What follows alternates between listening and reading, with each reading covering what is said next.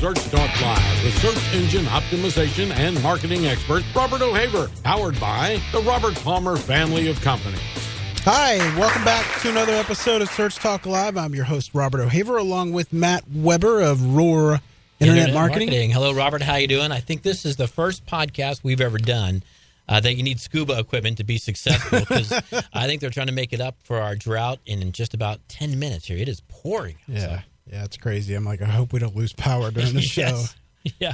But I'll tell you, it's also going to be raining tips in this show, because our guest today has got some things that are going to change your strategy. If you've ever listened to a podcast and couldn't get something out of it, this is the one you want to tune into. Yeah. Because you get a piece of paper ready. Absolutely. Those of you tuning in for the first time, we're a digital marketing podcast. So what we talk about is everything to do with digital, whether it's social media, content marketing, conversion optimization, SEO.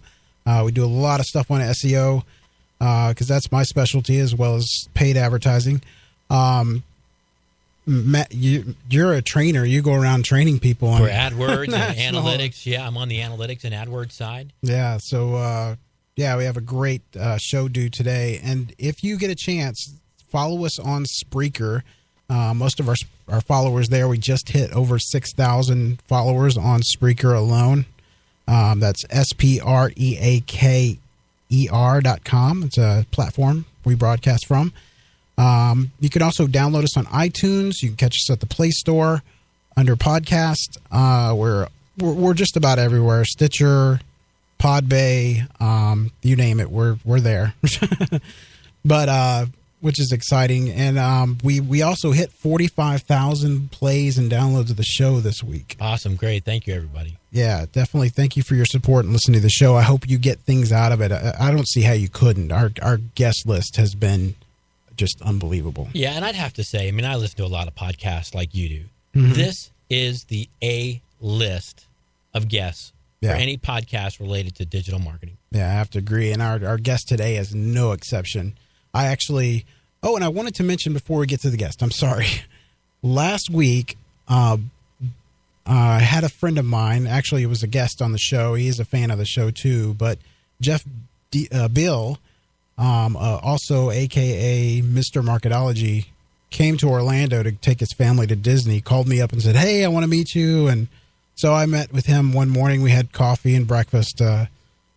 That was pretty awesome. It was pretty cool to meet him. That's fantastic. Yeah, so that was nice. But anyway, I'm sorry. Back to the show.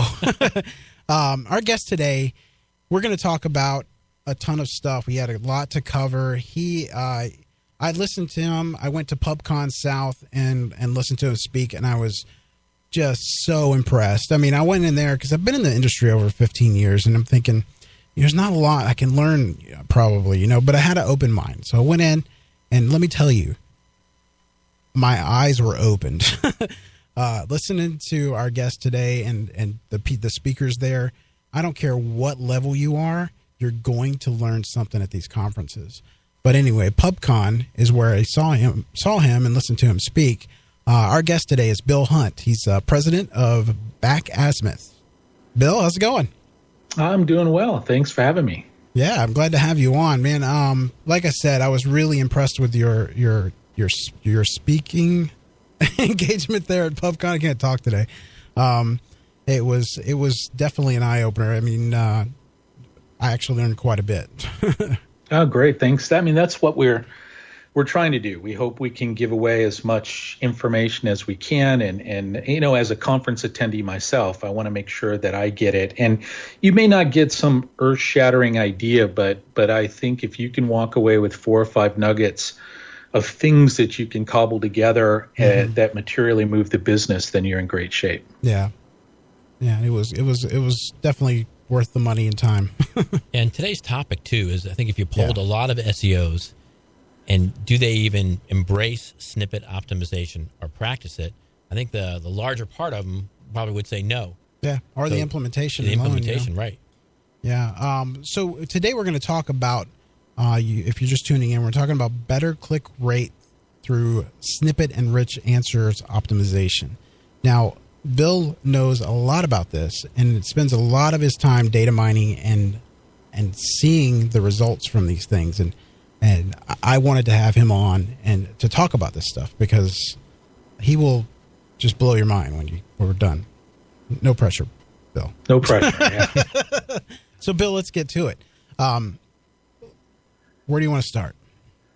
Well, I mean, let's just, talk about the fundamentals. Okay. It's, one of the things that I always talk about, and we try, I think many of us in SEO have overcomplicated it, and it is becoming even more complicated. But if we break it down into 4 simple buckets, 1 is indexability, 2 is relevance, which is all the on-page stuff, 3 is authority, all the links and all that.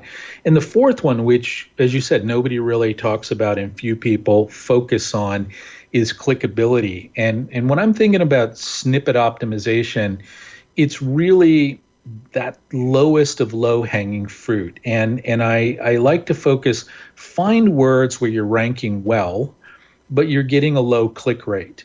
And, with Google search, you don't need any fancy tools. All you need is your brain and your eyes, and, go into Search Console, sort it by impressions, highest to lowest. And then I typically look for words where I'm ranking in the top 3, but getting less than, say, a 5% click rate. I don't need any fancy sort of rank to click curve, just simply saying 5%. And what's interesting there is, we see this sometimes with even brand names. Why are you only getting 30% click when somebody searches on your brand name? And they're like, well, isn't that great? It's like, but yeah, 70% wanted something from your company, but not from your website.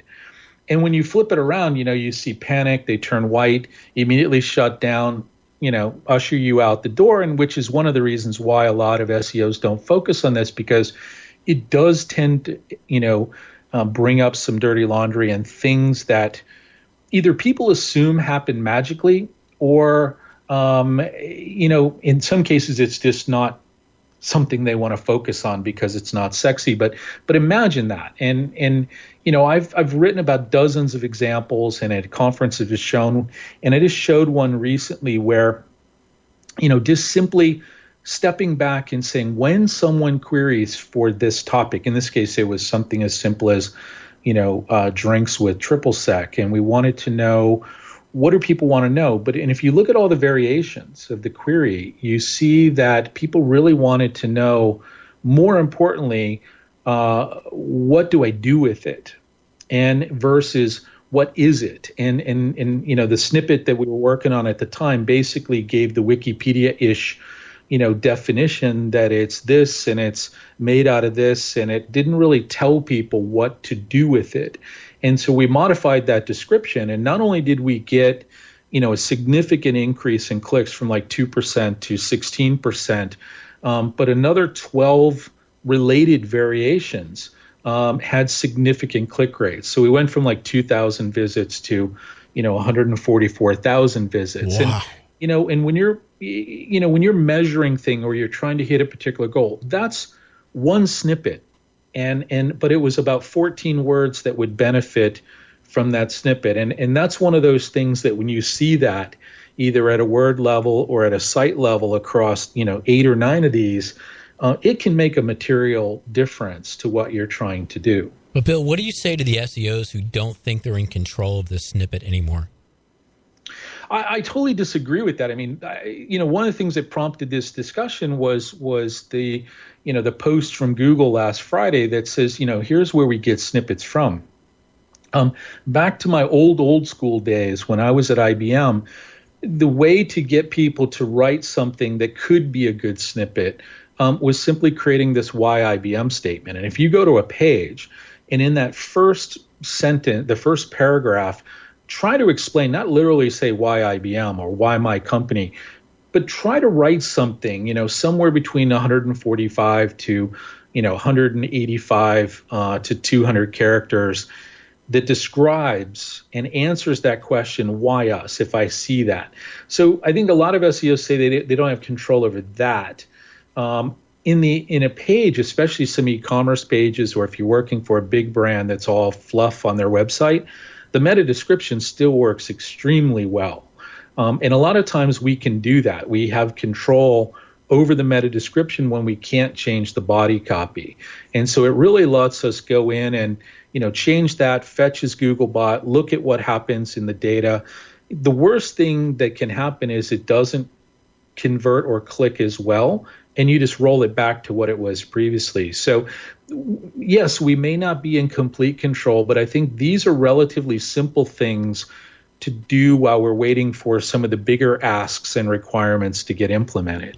Well, what's your experience and where do most people go wrong with their snippets? Or in other words, where have you found the biggest improvement? Is it a relevance issue in the content, or is it a copywriting issue where we're not writing action-oriented words and descriptive words? Great question. I think it's both, and it's not a cop-out answer, but because they come hand in hand. Because I think one thing that's often missing, and it was very interesting when you were talking to Keith Good a while back, and you asked him about keyword tools and things like that, and his answer was, we really can't mass produce this stuff.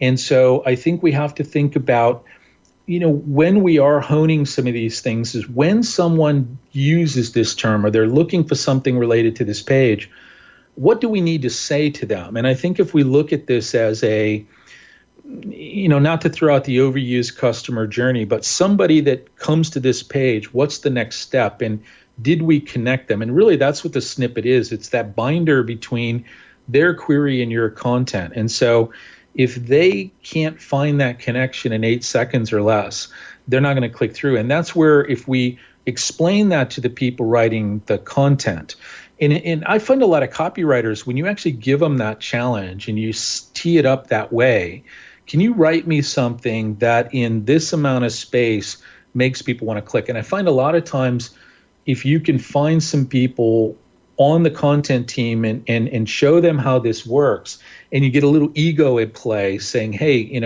you can improve your click rate if you do this, a lot of people will tend to do it. But remember, meta descriptions are absolutely the last thing anybody touches. They're typically empty when we do a site migration. But if you stopped at the beginning when you're editing that page or you're creating that page from the beginning, what are some of the different scenarios that we would lift bits out to answer certain questions? I find most copywriters, when you understand the cause and effect of doing these, they're more willing to do it. And it is not something that's necessarily mass produced, and we don't do it for everything. But if you are ranking well, 90% of your SEO battle is over. All we got to do is fine tune. And I think most people are a little more tolerant of that. Yeah. Robert, we look to our successful PPC ads for kind of copywriting inspiration for our descriptions. Do you do the same? Absolutely. Yeah. Because you're going to find some kind of combination of words that is working in your PPC ads. Yeah, I mean, exactly. I do reference that. Like, if I get a high click-through rate on a particular ad that I'm writing, I'll use that to kind of lay the groundwork for my snippets. Do you focus on action-oriented words like find, see, look? Not so much. I mean, it depends. I mean, it depends on the ad.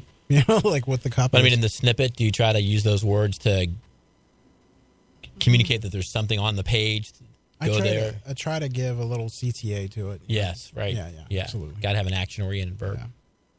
And that's what you want, and then you step back and say, how might people look for this? And it's a very interesting thing. And, not to get on a rant on sort of most people's approach to keywords, but I find that so many people want more words rather than trying to get yield out of the words that they have. Mm-hmm. And if we step back and say, we have something, and what is it? What is the generic category that it's in? Is it a camera?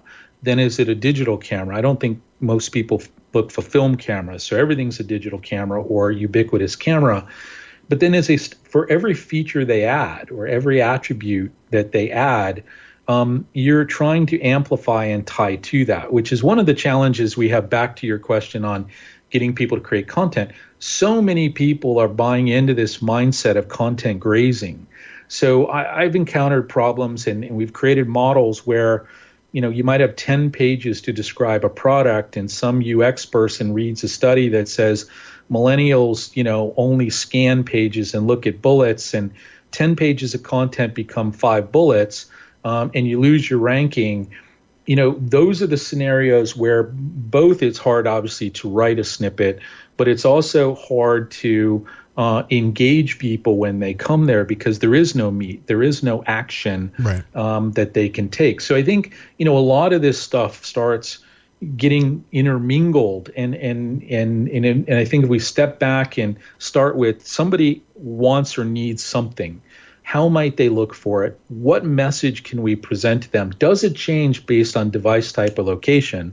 And then from there, when they come to this page, is it a page that's relevant? And the paid people, I think, really understand this because it affects things like quality score. If nobody clicks on our ad, Google doesn't make any money, so they demote us.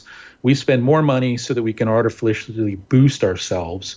And then the other equation is, looking at bounce rate. When, I'm selling blue widgets, but I want to also get people that want, red Oompa Loompas. And it just doesn't work that way in life, nor does it work that way in search. So I think there's a lot of dysfunction in a lot of things that we do. And just to take a step back and to give some background for some of the folks that are just starting their career in SEO who might be listening, Bill, can you talk about what are the 3 or 4 primary factors that Google goes to create a snippet? Yeah, and I think Gary just clarified this. Number one is it's content from the page. The magical formula that I found is the keyword that's wrapped in a proper sentence. And so, that's not necessarily written anywhere that says a proper sentence. But if you think about it, what Google or all search engines actually use the same model is typically a proper sentence.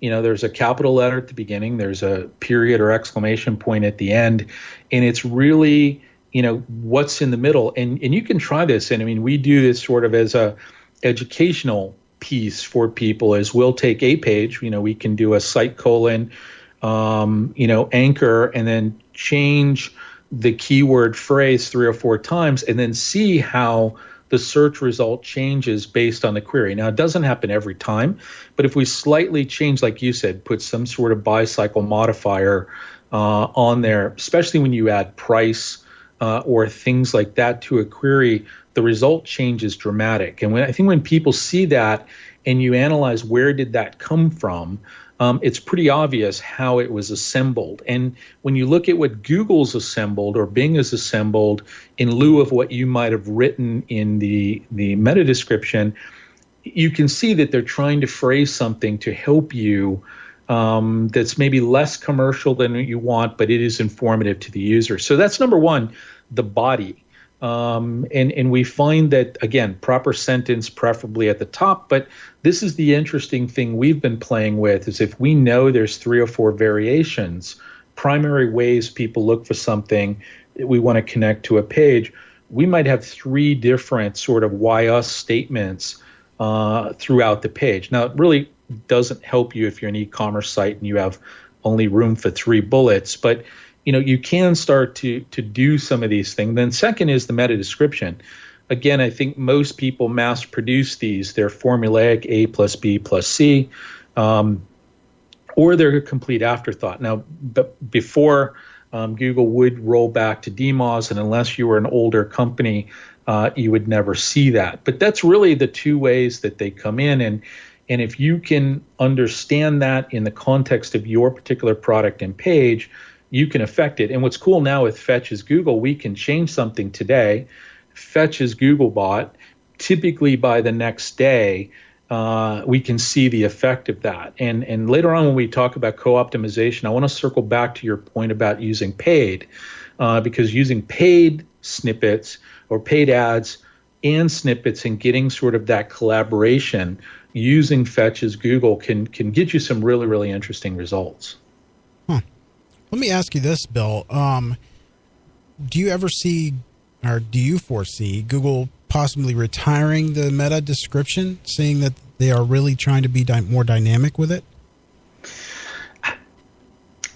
I would like to say yes, but I honestly don't think so. I think that, it's sort of like the language code, right? Mm-hmm. Nobody gets their language code right, and they haven't appreciated that. They just don't use it.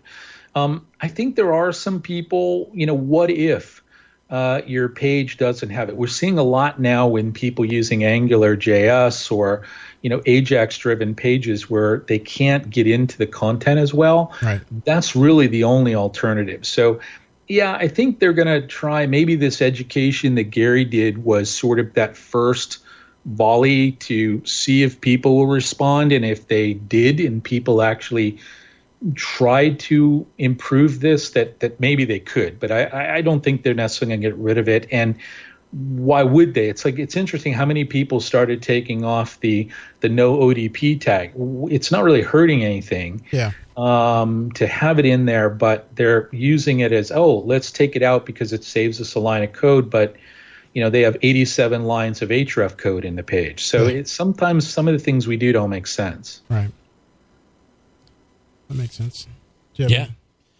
I think let's get into, because I was really fascinated about I think I saw it in one of your talks about this idea of paid and organic co-optimization. And I think both Robert and I have some previous experiences where organic was handled by a different, sometimes vendor, than the paid was, and certainly within different departments of that.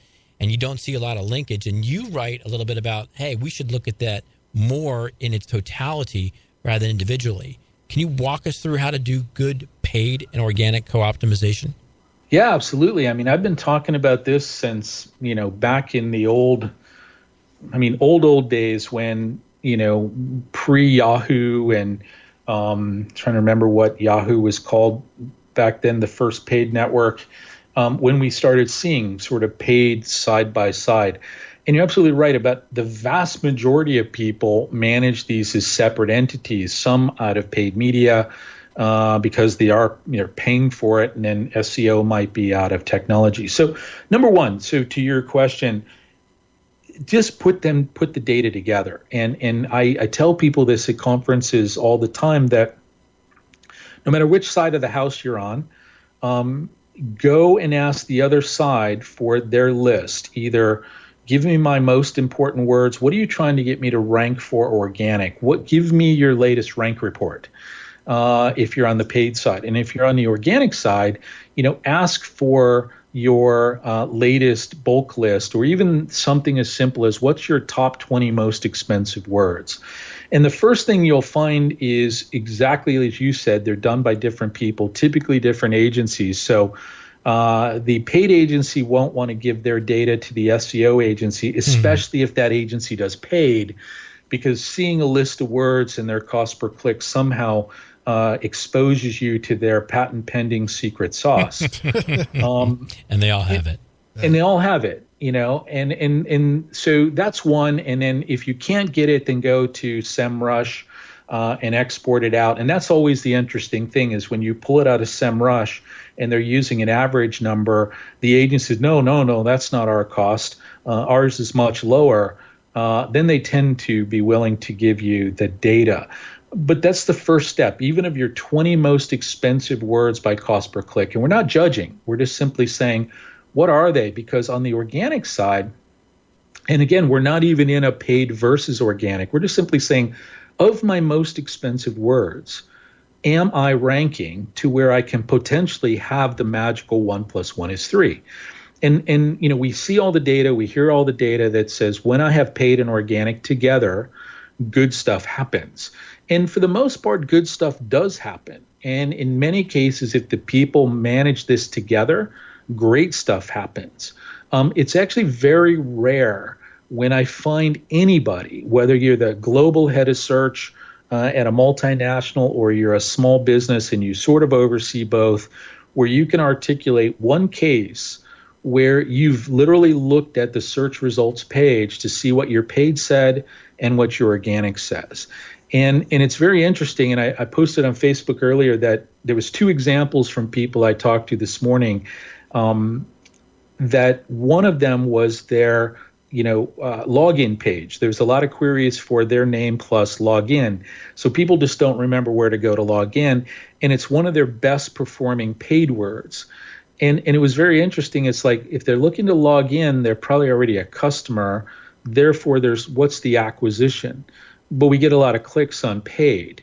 And then the login page is complete crap. So that's what we want to do, is simply say, when we have both, what does it look like? Just take a screen capture and say, can I, and then you ask simple questions, look at the click rates to the paid and to the organic and say, wow, paid's knocking it out of the ballpark. Can I take that paid ad, exactly as you were saying, you often use that to affect snippets, and can I apply that to my organic page? And I've seen cases where people maybe were running like a 30% off in paid, and then they have an offers page that comes up in a nice organic site link. They go to their offers page and change the title tag because they are running a 30% off offer to 30% off offer as the title tag, and then maybe tweak their snippet, fetches Googlebot. The next day, the paid ad is similar to this site link in organic.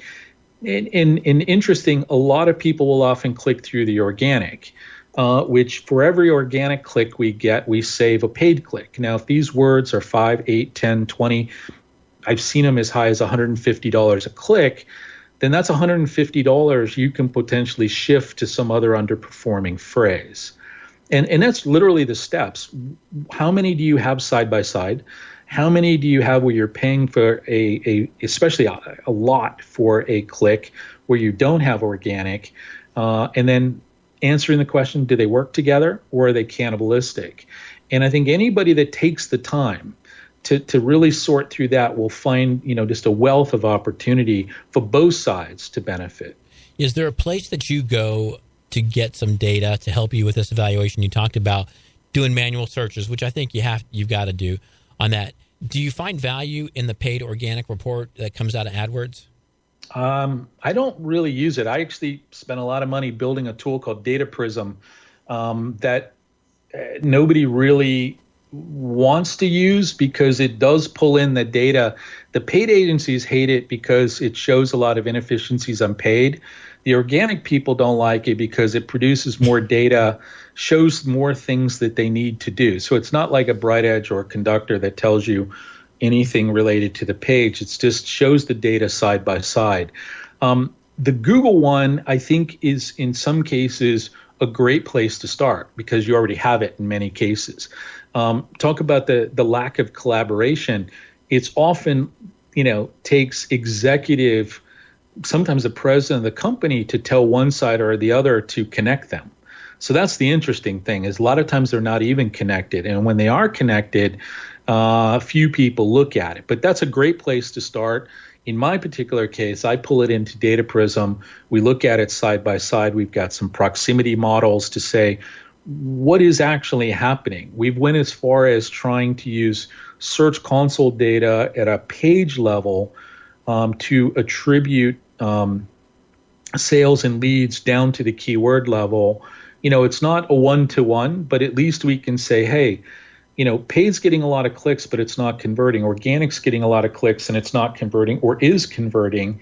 And when we look at it holistically, we can, you can see immediately there's no real ambiguity. One or the other is doing well. And then when you look at the snippet, it helps you mine through 100,000 words pretty quickly to words that meet that criteria.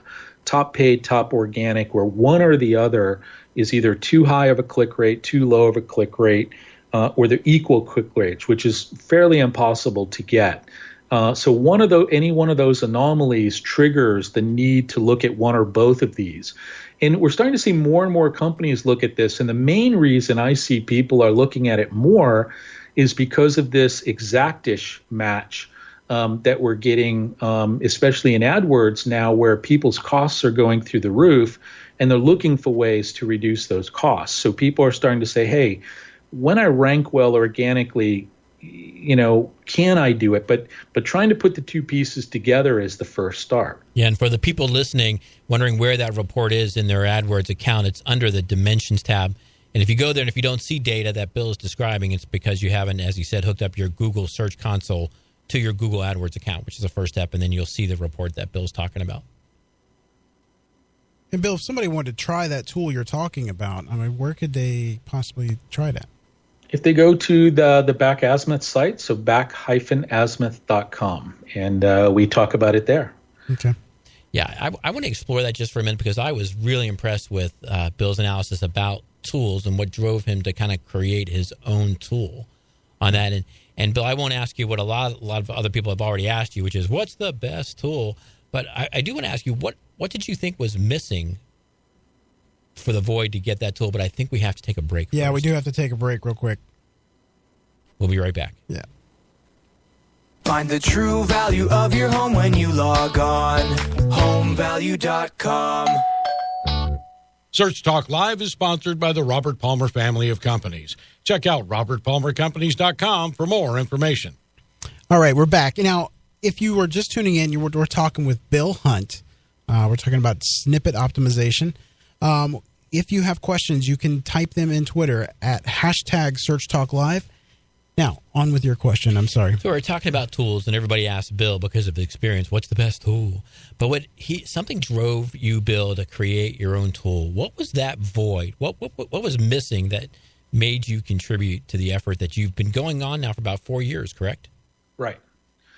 Well, number one is, so just ask yourself this question: where do you store your keywords and keyword data now? I actually did a survey, and it was interesting. The number one answer people had said was in Google AdWords. Okay. And then the number two answer was in Excel. Okay.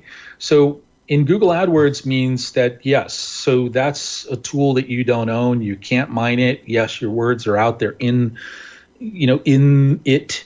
And in Excel, you're limited to 1 million. So for me, I needed a way to store data. Because when I built this, I was writing a lot about underwater photography. So I love the segue into scuba because I've been scuba diving for over 30 years and fanatical underwater photographer. And so was writing about this after I sold my agency and tried to retire and needed a way to store all this and mine it and find yield. And so there was nothing. There still is nothing today.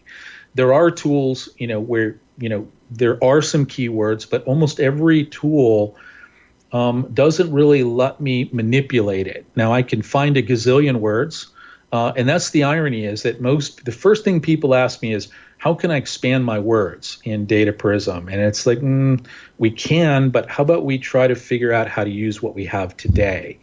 And that's really where it came from. There was and we started out, something in Microsoft Access, and then that wasn't powerful enough, and we had a few people that were intrigued by this type of data mining.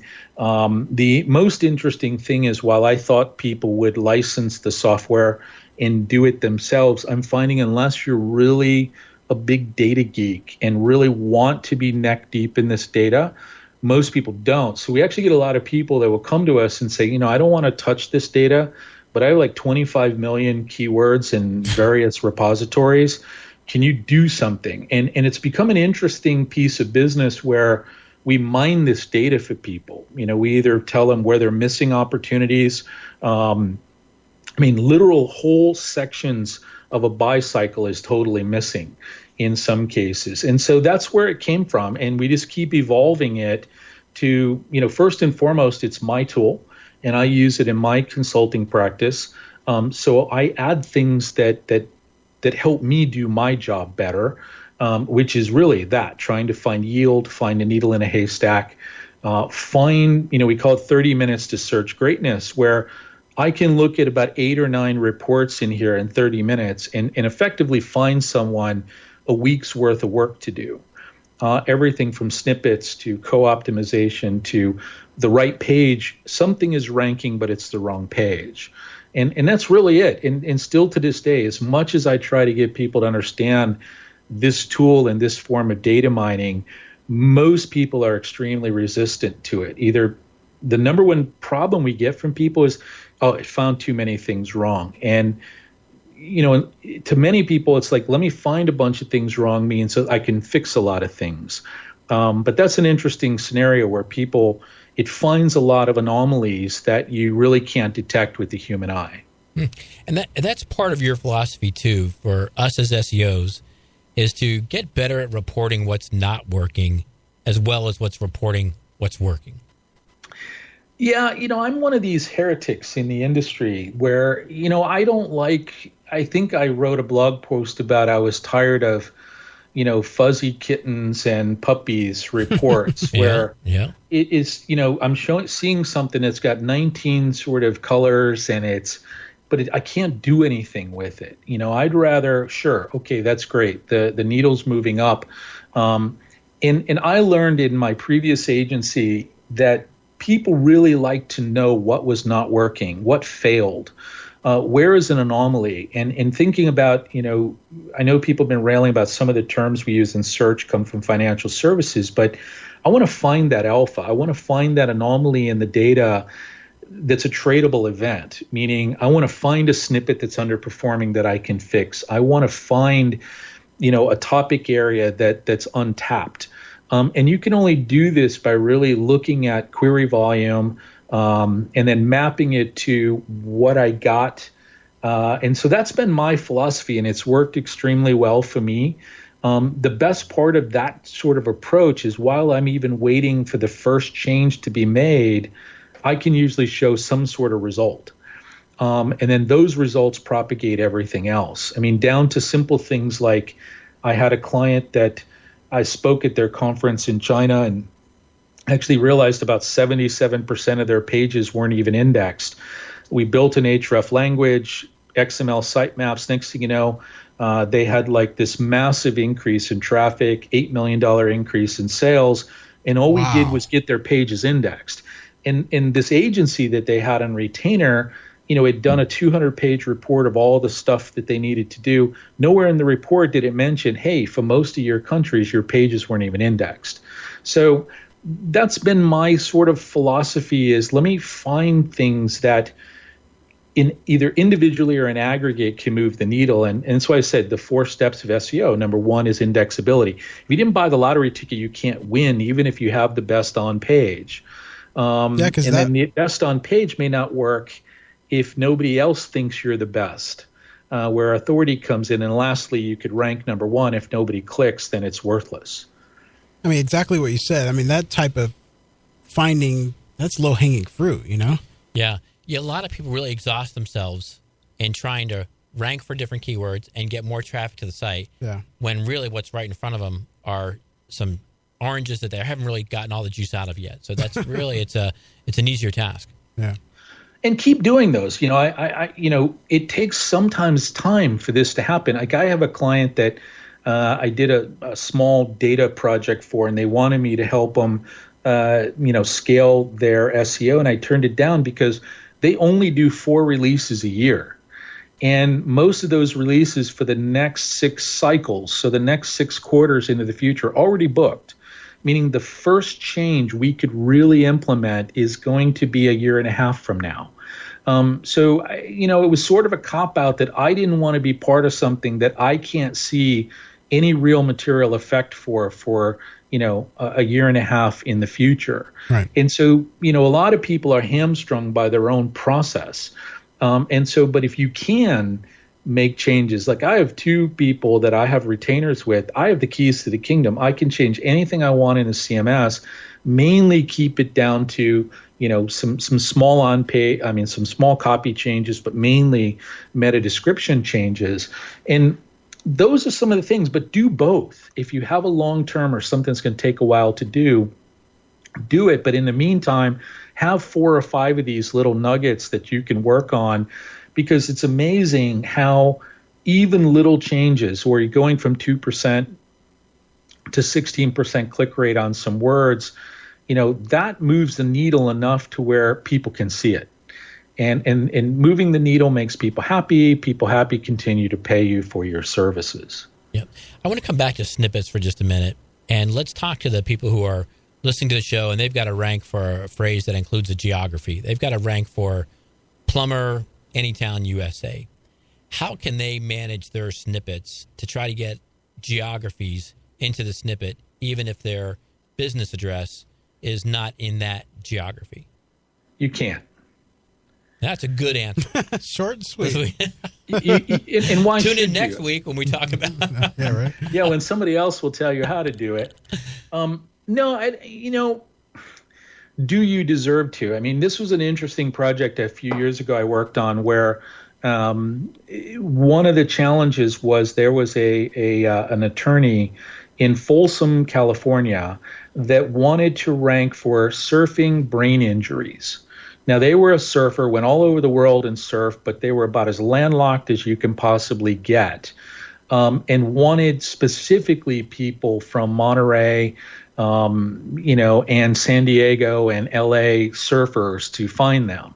And people were simply doing, a query in their local area in San Diego, and they wanted to know how they could game the system. Well, that's part of our problem is that, to the search engine, they want somebody that's physically there. The average person, and most retail outlets know this, the average person will not travel more than 20 miles, to go do something. So that's why you see things within a certain radius. So how would that person possibly come to you? And so you can try to game it. You can get backlinks. I mean, there are ways to do it, but it's becoming harder and harder and harder to do. And what I advocate for is rather than trying to be, the super plumber in San Diego when you're up in Temecula, or, you're 50 miles away or even 20 miles away from the person's house, or do you own your neighborhood? And that was the irony with this Folsom law firm.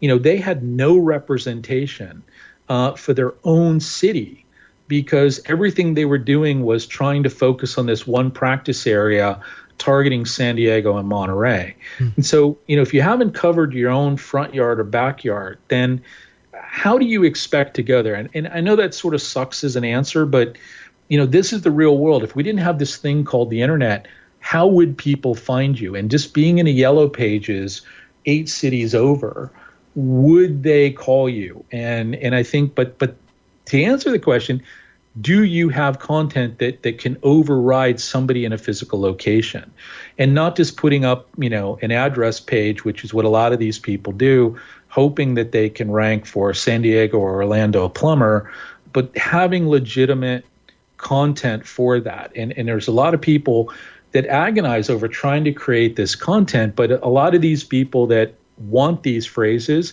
don't have the budget or the effort to create that content that's necessary to try to give the illusion that you represent what people did the query for. Yeah, and that's the key, is that content. I think what's going to make this harder, by the way, in the future is voice search and what people are using as a geography. Because, today we might think as a geography as a municipality, a city, a borough, a county.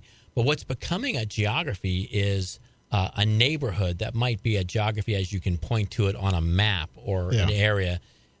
That's what people are hyperlocal, and that's what people are using to voice search now. Find a seafood restaurant in the Dr. Phillips area, which is not a geography per se in quotes, but that's what those people now have to rank for. And many people, that's, I've done a lot of modeling for people on geo. So that's one of the second or third big project we ever did with Data Prism, where, we brought in all these, city plus, and that's the typical pairing people do. They take city plus this, plus the need. And that's the interesting thing we start to find is when we mine their source data, whether it's site search, which I think Mike Moran did a great job talking about sort of what you can find in site search, but also those locations. And what we found was, I was working on some models for like a bank, and they were trying to rank, for their name in like, I think they had like San Jose. But what we found is people knew Santana Row, which was sort of this outdoor mall complex, and was wanting to see if they had a bank there. Or, so people in the local area know that nuance. They know that neighborhood or that series of streets. So, ATMs near, Little Italy, and you're physically located in Manhattan, and you're on a mobile phone.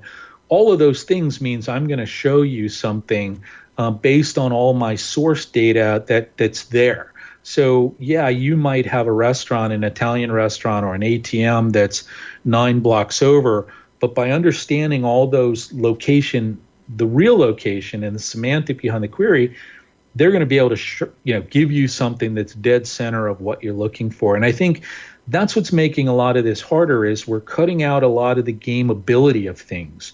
And as we start meshing up data pieces with the semantic mapping and stuff we're doing, plus, all the stuff around what did they really mean and how do I figure out, because one thing I said at a keynote at PubCon was, if somebody clicks a result and goes to a crappy website, like a restaurant site that's still built in Flash and they can't see anything, they don't get mad at the restaurant. They get mad at Google for sending them to that stupid website.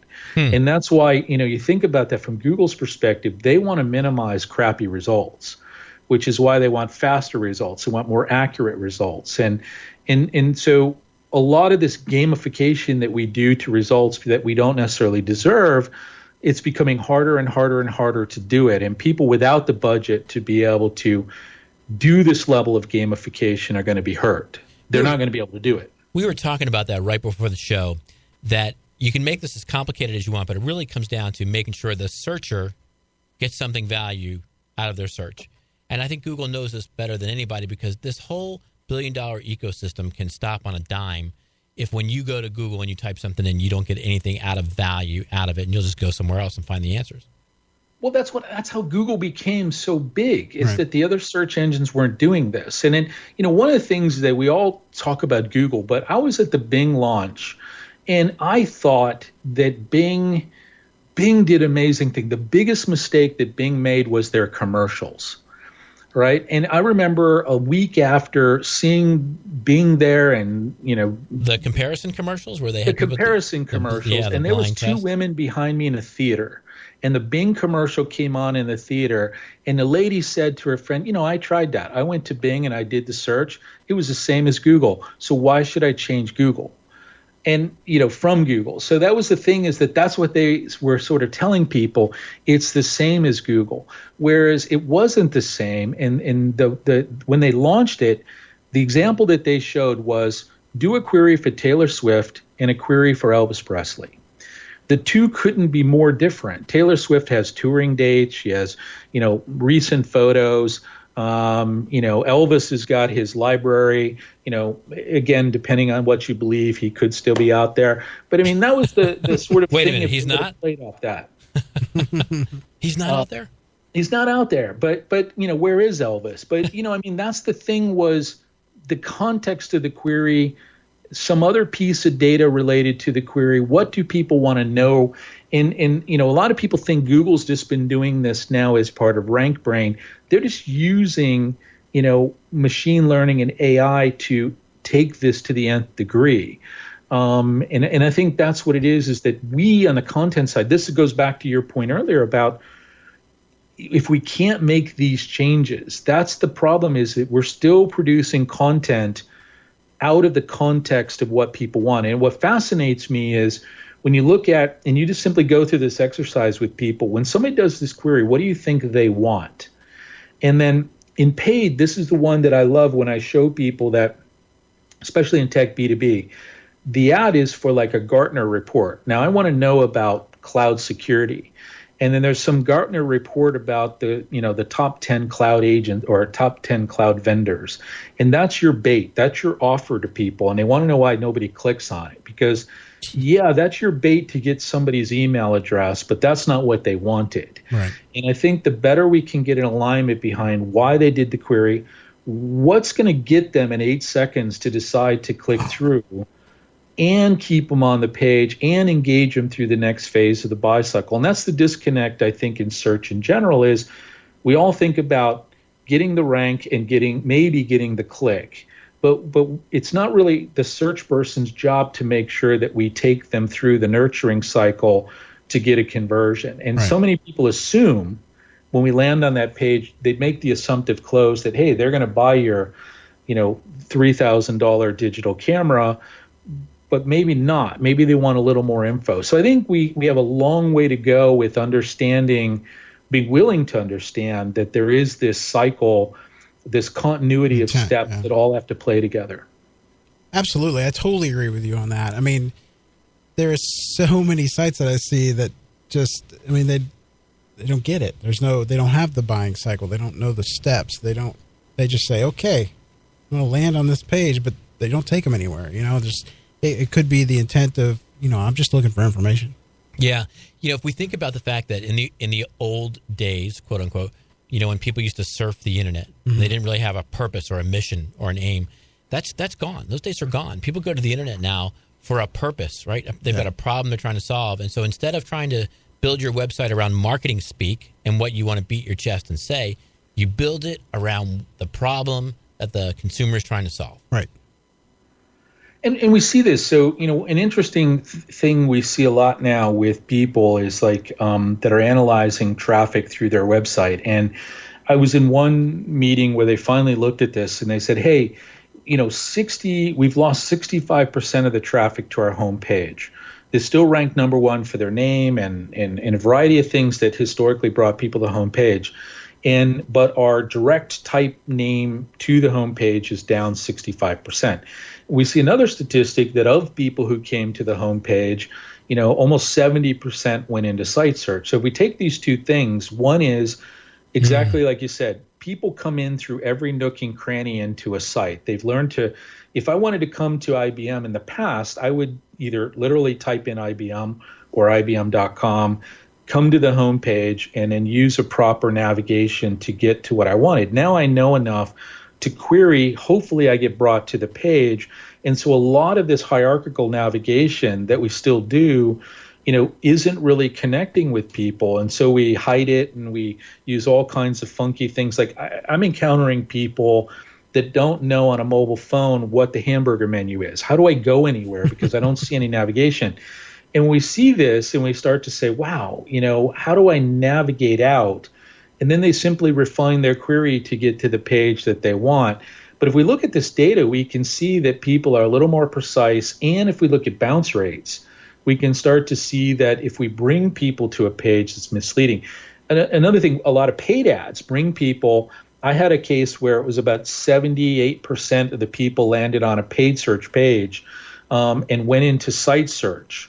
Because they weren't clicking on anything to go forward. They went into site search. And the agency's answer to that was, let's take the site search box off the page. No, how about we have a better page that matches what people want? And then that will allow people to move forward. So it's an interesting thing if we just step back and really try to take it from a searcher's perspective. And I think the engines are really going out of their way to make us think like that. We're just, still fairly archaic in the way we build websites, the way that we present information to people. This idea that somehow nobody wants to research anything anymore, but will just gladly buy your product. And you don't have to have any specs. And the last thing just to touch on real quick there's a lot of discussion about, position zero and rich snippets and, these answer boxes. And what's interesting is I suggest any company ask any question. And one that I've been using a lot because I work with a lot of alcohol brands within a particular group is, how to drink your product. So if you're Jameson or Glenlivet or anything, Patron, just simply Google how to drink your product or how to use your product or how to anything your product. And it's frightening how many other people have taken the time to create a page about how to use your product that you don't even have, or any of these sort of, and I gave a case study of how we mined all this site search data and found, all these questions that could be monetized. And because nobody thought to put the answer on their website, there was no way for anybody to get an answer. And I think that's the type of thing we need to think about. And if we provide the right answer to someone's question and solve their problem, and we do it in a step-by-step way, the engines will typically pick that up and then give you preference, especially if it's your product or your brand, over somebody else that's trying to answer that question. Yeah, and I could see where you could get a ton of traffic just off, for example, the triple sec, how to mix what do you mix with it, that type of stuff. I mean, I definitely can imagine. You got to see where people can hijack that query too. Oh yeah, absolutely. Hey Bill, it's time in the show for one of our favorite segments. It's called Believe It or Leave It, and we're going to give you a couple statements we found on the internet, and we're going to ask you to tell the audience whether they should believe it or whether they should leave it. Are you ready? Okay, I'm ready. All right, here's number one. You get three of them. Number one, in the next 2 years, getting into the knowledge graph will be a higher priority for SEOs than ranking high organically. Believe it. All right, number two. In 2018, an SEO's focus will be as much on getting content indexed as getting content ranked. Believe it. I think that quote may have actually come from me. Don't be looking at our show notes, Bill. That's interesting, though. That's a topic a lot of people haven't thought about. Yeah. They just assume that everything's going to get indexed. Bill, you're doing great. Here's number three. Google will use their deal with Twitter to finally establish an author authority rank, and Twitter will be the first social signal that affects rank. I'm going to say don't believe it. Tell us why. I just think the decline of people using Twitter, and it's outside of our industry and outside of many areas. It's just not that strong of a signal. I think there's multiple signals. So I've seen things that are in the pipeline related to sort of, influencer and author that they could potentially use. And I don't think that a single source like that would be there because, I think it's so easily gamed that somebody that figured that out. So I think it would be a cluster of signals versus a singular signal. All right, Great. Matt, tell him what he's won. I'm just kidding. He gets behind door number one. Hey, Bill, that was absolutely fantastic, and you gave folks a lot to think about. Yeah, I want to have you back if we can sometime. Cool. I know you. I'd love to do it. I think the content you do is great. It's great dialogue. People get a lot from it. I get a lot from the podcast. So, yeah, I would love to do it. Awesome. Thank you so much because we have so much to cover, and I could just talk and talk forever. Yeah. And, Bill, before we go, if you could give one kind of defining piece of advice based on your experience that is tattoo-worthy for SEOs, what would that piece of advice be? Tattoo-worthy. So, listen to your searcher's intent. Man, that's good. Did you see that as a tattoo? I could see that as a tattoo. Yeah. It's going to go next to my one that says SEO is sexy. Oh, okay. There you go. Bill, I want to thank you again for being on the show. It's been fantastic. Tons of nuggets. As every time I hear you speak, I get nuggets from it. Yeah, it was a great show. And like I said, we want to have you back. And we really appreciate you being on. Oh, thanks for having me. I've really enjoyed it. Thank you. Robert, I also think we didn't get to mention that Bill is probably our most well-traveled guest when you look at the miles that he has traveled. Yeah, absolutely. What if someone wants to try out the tool we talked about earlier, you said they can go to your website? Yeah, back-azimuth.com. Awesome. Oh, and we only got 2 minutes. I can't ask him. Oh well. I'll ask him off the air. We'll save it for the next time. Yeah, absolutely. Thanks a lot, man. All right, guys. Thanks again for listening to Search Talk Live. It's been another great episode and lots of information to gather. And I hope you got your pen and paper in the beginning of the show. If not, play it again. We are on every Tuesday, 3:30 to 4:30 Eastern Standard Time. Follow us on Twitter at Search Talk Live. And Matt, where can they reach you at? They can find me at Twitter at Best Web Design FL. Awesome. And then also, I just put up Matt's new bio on searchtalklive.com. Go check that out if you want to read about Matt. Everybody go to there, sign up for the newsletter. You can get up-and-coming shows that are coming. Let's see what else. So go to Spreaker and follow us there. Next week, Nick Sabato, UX expert. Yes, 1 week from today. Absolutely. Looking forward to that. If you guys want to do some learning on UX design and usability. All right, guys. Thanks a lot for your support. See you next week. Stay dry, everybody. Bye-bye.